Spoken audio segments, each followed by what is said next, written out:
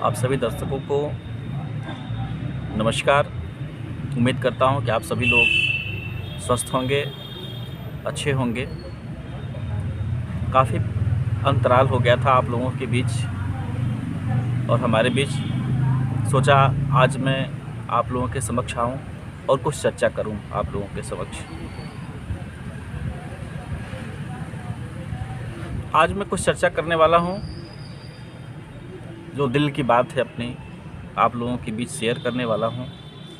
उम्मीद करता हूं आप सभी का सपोर्ट मिलेगा और प्यार मिलेगा। जैसा कि आज के ठीक 15 साल 20 साल के पहले जितने भी बैंक प्रणाली है, चाहे वो SBI हो या फिर आपका पोस्ट ऑफिस हो या जो भी बैंक थे आज के 20 साल पहले, उसमें लोगों का जो जमा धन, अगर कोई व्यक्ति फिक्स डिपॉजिट करता था तो उसका पैसा 5 साल में डबल हो जाया करता था। उस समय सस्ता ज़माना था, हर चीज़ सस्ता मिलता था और बैंक जो है लोगों को अच्छा इंटरेस्ट देता था उनके जमा धन पे। आज वही बैंक 10 साल 11 साल पे लगभग डबल के कगार पे जमा धन पे वो इंटरेस्ट दे रहा है। इतना ज़्यादा अंतराल, जबकि आज हर चीज़ महंगी हो चुकी है, उसके बावजूद भी जो निवेशक हैं उनके पैसे का कोई वैल्यू नहीं है इन बैंकों के पास। और इसी का फ़ायदा उठाते हुए ये चीट फंड कंपनियां जो मार्केट में आईं, इन्होंने ये दिखाया कि बैंक भी 5 साल में डबल कर दिया करता था। और वो स्कीम आज फिर हम ये चीट फंड कंपनियों ने शुरुआत किया कि हम भी आपको 5 साल में डबल, 6 साल में डबल का स्कीम ला करके लोगों को लुभावना दिया और उन लोगों का पैसा जमा कराया। लेकिन जितनी भी ये कंपनियां हैं, ये सारी कंपनियां ROC MCA से लिस्टेड हो कर के आईं और मार्केट से पैसा इन लोगों ने उठाया। और इन भोली भाली जनता को क्या मालूम था कि ये चीट फंड कंपनियां उनके साथ इतना बड़ा चीट करेगी, इतना बड़ा धोखा उनको मिलने वाला है। बेरोजगारी किसी से छुपी हुई नहीं है। बेरोजगारी तो इतना ज़्यादा हावी है कि जो भी युवा हैं या जो लोग भी बेरोजगारी का दंश झेल रहे हैं, उनको तो बस रोज़गार चाहिए। और अगर कोई रोज़गार मिला तो ये चिट फंड कंपनियों में जो लोग बेरोज़गार थे वो लोग काम किए, या फिर चिट फंड कंपनियों ने उनको प्रलोभन दिया कि हम सरकार से मान्यता लेकर के आए हैं और हमारा काम जो है बहुत ही अच्छा है, आप लोग इसमें जुड़ के काम कर सकते हैं। बहुत सारे लोग हैं, बहुत सारे एजेंटों ने काम किया, बहुत सारे लोगों ने पैसा जमा किया, लेकिन ये सुनियोजित तरीके से इस चिट फंड कंपनियों ने लोगों के साथ बहुत बड़ा छल किया, जिसका खामियाजा आज सभी निवेशक झेल रहे हैं। अगर ये चिट फंड कंपनियां सही तरीके से काम की होती तो आज मार्केट में स्थापित होती हैं और जितने भी बेरोज़गार इस चिट फंड कंपनियों में काम कर रहे थे, उनके भी परिवार का खर्च, उनका खर्च बखूबी वो अपना निकाल रहे थे। लेकिन चिट फंड कंपनियों का एक फंडा था कि लोगों को प्रलोभन दो, ज़्यादा से ज़्यादा पैसा जमा कराओ और लोगों को मूर्ख बनाते हुए उनका सारा पैसा हड़प लो। ये देश ही ऐसा है, यहाँ की कानून व्यवस्था ही ऐसी है। क्या करेंगे। कोई भी व्यक्ति आता है, किसी को भी लूट लेता है और चला जाता है, और कानून कुछ कर नहीं पाता। कानून के शरण में एक लूटा हुआ व्यक्ति जब पहुंचता है तो क्या होता है, एफआईआर, जांच, मुकदमा, इतनी लंबी प्रक्रिया चलती है कि जितना उस व्यक्ति के रुपया इन चिट फंड कंपनियों ने लिया है या किसी व्यक्ति ने किसी को धोखा दिया है, फ्रॉड किया है, तो वो अपना हक, अपना अधिकार पाने के लिए जितना पैसा उसका डूबा होता है, उतना पैसा तो वो मुकदमे में, कोर्ट कचहरी और पुलिस थानों में दौड़ते भागते हुए उसका खर्च हो जाता है। इस तरह के बहुत सारे ऐसे पीड़ित लोग हैं जो लोग ये सोच करके कि जितना मेरा पैसा जमा है उससे ज़्यादा तो मेरा भाग दौड़ और ये थाना, पुलिस, कोर्ट कचहरी में हमारा सारा पैसा खर्च हो जाएगा, वो यह सोच करके न्याय उनको नहीं मिल पाता है और वो चुपचाप घर बैठ जाते हैं। लेकिन एक कहानी मैं आप लोगों को बताने जा रहा हूँ।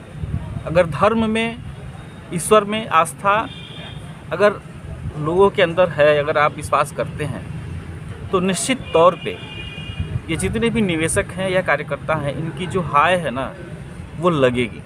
इस चिट फंड कंपनी के डायरेक्टर्स जो भी हैं उनके ऊपर लगेगी। मैं एक आप लोगों को कहानी बताने जा रहा हूँ। एक बार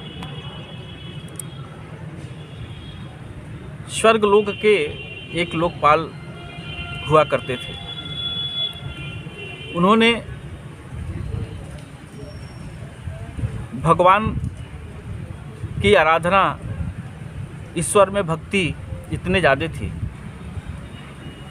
कि वो अपने आप में सोचते थे हमसे कोई गलती काम तो हो ही नहीं सकता है। लेकिन उनसे एक छोटी सी गलती हो जाती है। वो बिना बताए कहीं से किसी व्यक्ति का एक चीज़ होती है, कोई सामान होता है, उनको बड़ा अच्छा लगता है और वो उसको उठा लेते हैं और वो लेके चले जाते हैं।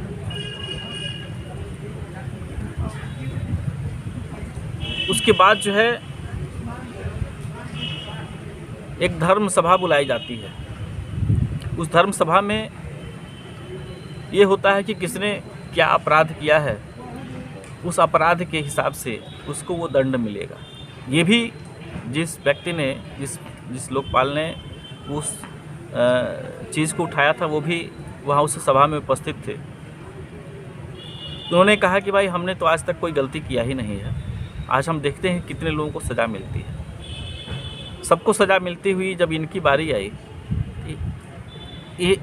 इनसे भी कहा गया कि आपने भी एक बहुत बड़ी भूल किया है, इसलिए आपको भी दंड मिलने वाला है। उन्होंने कहा भाई हमने तो कोई गलती किया ही नहीं, हमको क्या दंड मिलेगा। फिर उनको याद दिलाया जाता है कि आपने फला व्यक्ति का एक चीज़ आपने उठाया था, वो भी बिना पूछे, जो कि अपराध की श्रेणी में आता है। और इस अपराध का दंड यही है कि आप इस स्वर्ग के सुख सुविधाओं को त्याग करके और आपको पृथ्वी लोक पे जाना होगा,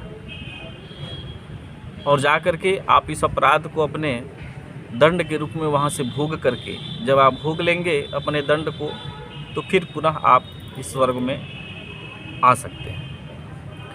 ये सज़ा उनको मिलती है और वो आ जाते हैं पृथ्वी लोक पे। पृथ्वी लोक पे जब वो आते हैं तो वो घूमते रहते हैं और लोगों से भिक्षा मांगते हैं और भिक्षाटन करके और अपनी जीविका चलाते हैं। संयोग देखिए, वो समय ऐसा था कि बहुत ही कम लोगों के यहाँ अनाज हुआ करता था। चोरी चमारी हर जगह बहुत ज़्यादा व्याप्त थी।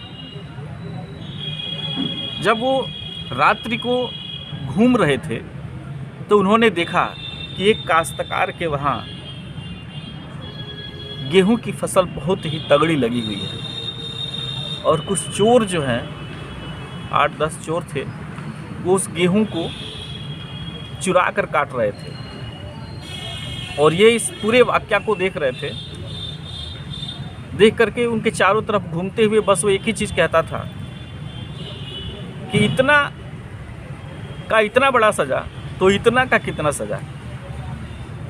बस यही चीज़ वो घूम घूम के चारों तरफ से आ करके और इस बात को वो कहते थे।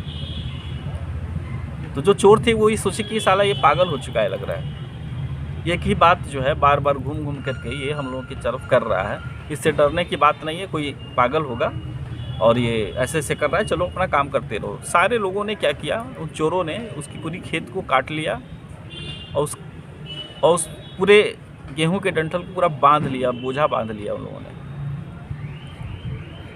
लेकिन उसी में एक चोर ने पूछा कि रुको, पूछते हैं कि इतने का इतना तो इतने का कितना, ये क्या कर रहे हो तुम, क्या बोल रहे हो, थोड़ा सा जाना जाए कि ये क्या बोल रहा है। फिर वो वहाँ पहुँचते हैं और पहुँच करके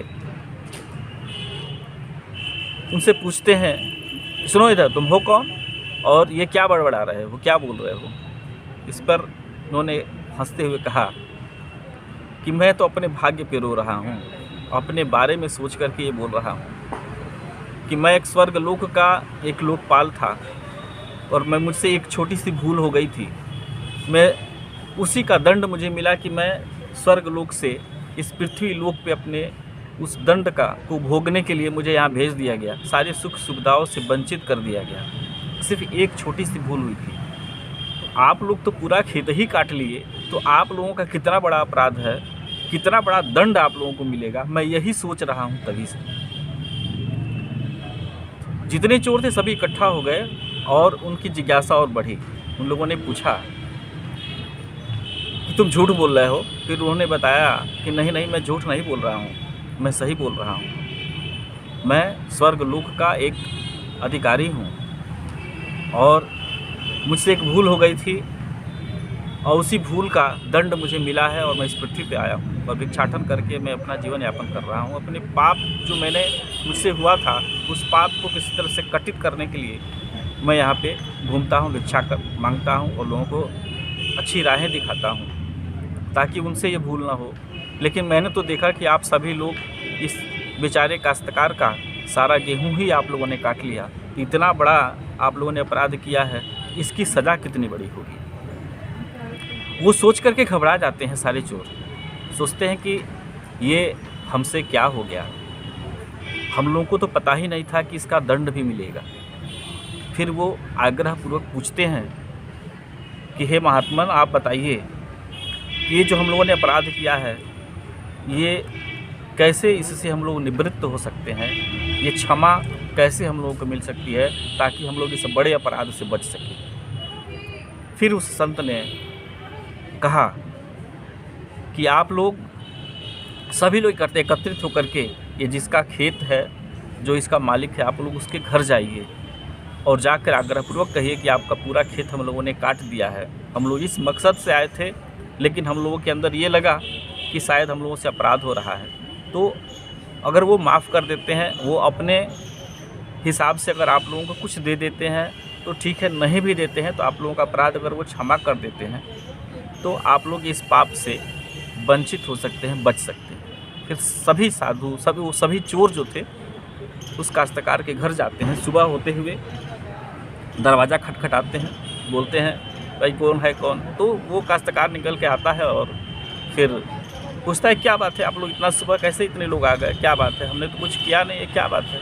फिर वो बोलते हैं नहीं नहीं, अपराध हम लोगों से हुआ है, हम लोगों ने आपका जो खेत है, पकी हुई गेहूं थी, वो सारा गेहूं हम लोगों ने काट दिया है।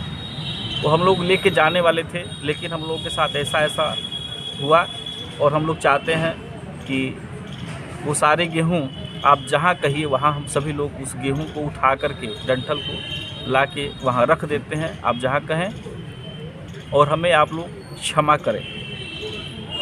वो काश्तकार वो भी सुनता है और कहता है कि इतना बड़ा इस चोरों को किस व्यक्ति ने ज्ञान दे दिया, शायद अगर ये एक इन लोगों की मजदूरी समझ करके मुझे कुछ ना कुछ देना चाहिए। फिर उन सभी चोरों ने उनके गेहूं को दाया और उससे अनाज निकाला और उनके घर में रखा और फिर खुश होकर के उस काश्तकार ने उनको उनके हिसाब से जो उनका हक था उनको दिया और वो अपराध से क्षमा हुई। तो मैं ये सोचता हूँ कि ये जो चिट फंड कंपनियों ने जितने गरीबों का, इन निवेशकों का पैसा जो हड़प रखा है, इनकी जो आह है, हाय है, इनके ऊपर निश्चित लगेगी। और मेरा एक मकसद था, मेरा एक उद्देश्य था कि मैं इन निवेशकों के पक्ष में, इन कार्यकर्ताओं के पक्ष में, इन चिट फंड कंपनियों के विपक्ष में अपनी आवाज़ उठाऊंगा। और जब तक इन निवेशकों को न्याय नहीं मिल जाता है तब तक मैं अपनी आवाज़ को बुलंद रखूंगा। मैंने इस कंपनियों के खिलाफ कार्रवाई किया हुआ है।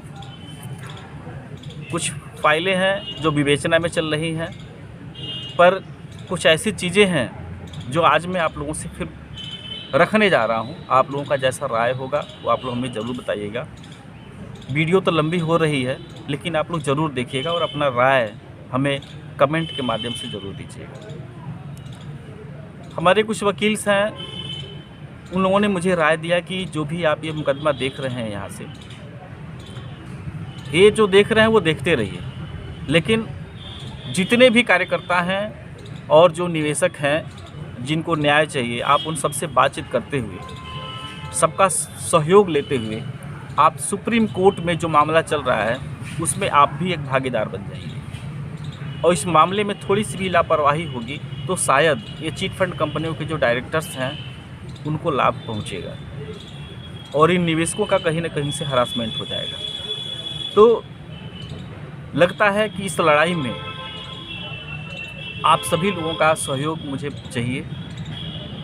जैसा कि बहुत सारे आंदोलन हो रहे हैं, बहुत सारे लोग हैं जो अपना एक अलग अलग संस्था बना करके लोगों से बोल रहे हैं कि हम आपको न्याय दिलवाएंगे, और जो ऑलरेडी पहले से फंसे हुए लोग हैं उनसे अमाउंट मांगते हैं कि हम आपको न्याय दिलवाएंगे, हमारा ये मंच है, हम इस मंच के माध्यम से आवाज़ उठाएंगे, लड़ेंगे, आपका हक दिलवाएंगे। और उनसे जो खुद ही फंसे हुए लोग हैं उनसे वो पैसा मांगते हैं कि हमारी संस्था में आप जुड़ जाइए, आप इतने की एक ID कार्ड बनवा लीजिए, आप हमको इतना पैसा दीजिए, सब लोगों का सहयोग चाहिए। ऐसा करते हुए वो सारे लोग पैसा, मजबूरी का फ़ायदा लोग उठाते हैं और कार्रवाई के नाम पे कुछ होता नहीं है। मैंने भी सोचा था, लेकिन मैंने ऐसा कुछ नहीं किया है अभी तक। आप सभी लोगों ने देखा होगा कि मैंने ग्रुप तो बनाए हैं, कई ग्रुप्स हैं, मैंने कार्रवाई भी किया है, लेकिन किसी भी कार्यकर्ता से मैंने पैसा नहीं लिया। हाँ, बस इतना ज़रूर सहयोग मांगा है कि मैं ये YouTube चैनल जो आप लोगों के समक्ष मैं सारी खबरें जो लाता रहता हूँ, इस YouTube चैनल को बस मैंने यही कहा कि आप लोग इसको ज़्यादा से ज़्यादा शेयर करिए, ज़्यादा से ज़्यादा लाइक करिए, उसको देखिए, ताकि एक बल हमको मिलेगा। और शायद इस YouTube के दम पे मैं आप सब लोगों की जो हक की लड़ाई है वो मैं लड़ता रहूँगा और निश्चित ही न्याय मिलेगा। मैं किसी से पैसा नहीं मांगता, मैं बस इतना ज़रूर कहता हूँ कि आपका सहयोग चाहिए और आपका सहयोग ही आपको न्याय दिला सकता है और आपको मजबूत भी बना सकता है। तो मैं आप सभी लोगों से एक बार फिर निवेदन करूंगा कि अगर आप लोग मेरे चैनल को सब्सक्राइब नहीं किए हैं तो ज़रूर सब्सक्राइब कर लीजिएगा और इस वीडियो को अंत तक देखिएगा और अपना समर्थन, अपना सहयोग मुझे ज़रूर दीजिएगा। इन्हीं सब शब्दों के साथ नमस्कार।